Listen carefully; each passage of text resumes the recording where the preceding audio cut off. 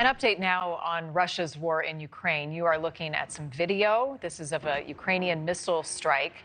This happened at a Russian naval headquarters in the Crimea region. It was taken on Friday.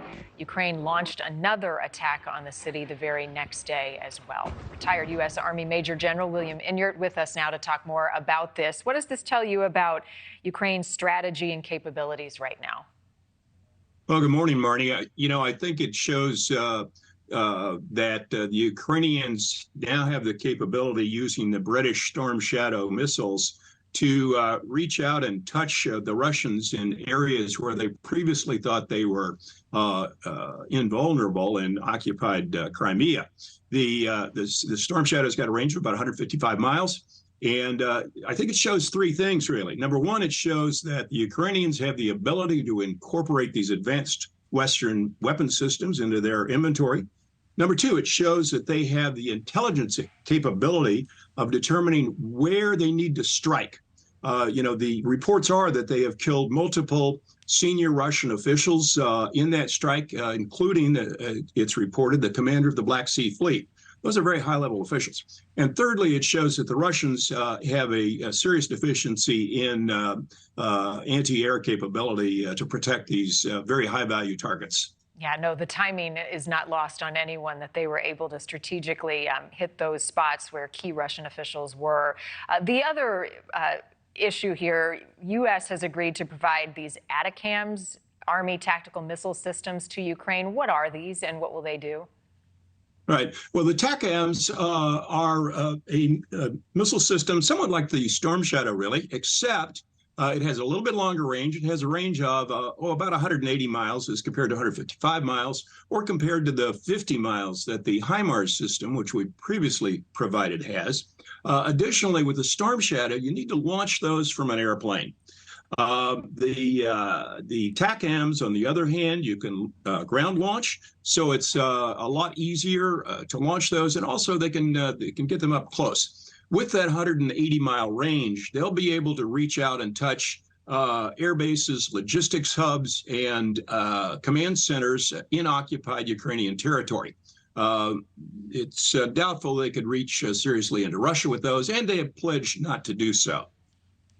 I'm curious your thoughts on the winter, because we saw the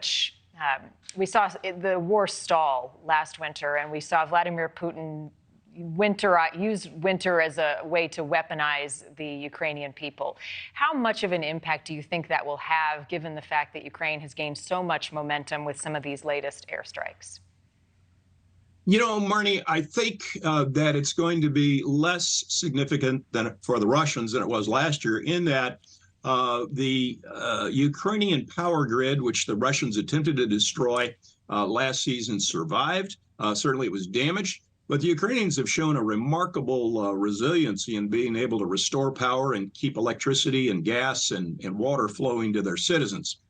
Secondly, the Russians logistically are in deep trouble, and they're only going to get into deeper trouble with the Ukrainian advances that we've seen, and with the provision of these longer range weapons. So I think all in all, the Russians are looking at having to pull their air bases back, having to pull their missile systems back, which will impact the accuracy of those systems. How would you categorize President Zelensky's recent visit to the U.S.? Was it a successful one at this point in the war?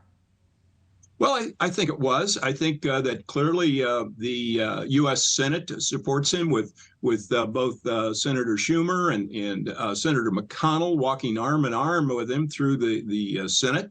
Additionally, of course, he obtained from President Biden assurances that he's going to get the TACAMs. So all in all, I think it was a success. And what will you be watching in the next few months as the battle shifts? Will Crimea continue to be the focus? Talk about the front line. Well, I think that they're clearly going to continue the pressure on Crimea. Much of the logistics flows through Crimea, and when they cut those supply lines, it's going to start getting tougher and tougher for frontline Russian troops. I still think that the Ukrainians are eventually going to break through to Mariupol and Melitopol, and progress to the Sea of Azov. But you need to remember that in order to do that, they need to make that attack over a relatively broad front. A very narrow incursion to the Sea of Azov would risk getting cut by the Russians and trapping those folks behind Russian lines. So I think that you're going to continue to see a gradual push by the Ukrainians with success increasing as they get closer to the Sea of Azov. 20 months into this battle. Major General William Enyart, as always, thank you. My pleasure, Marni. Good to be with you. Thank you for watching. Go to newsnationnow.com to find NewsNation on your television provider. And don't forget to click the red subscribe button below to get more of NewsNation's fact-driven, unbiased coverage.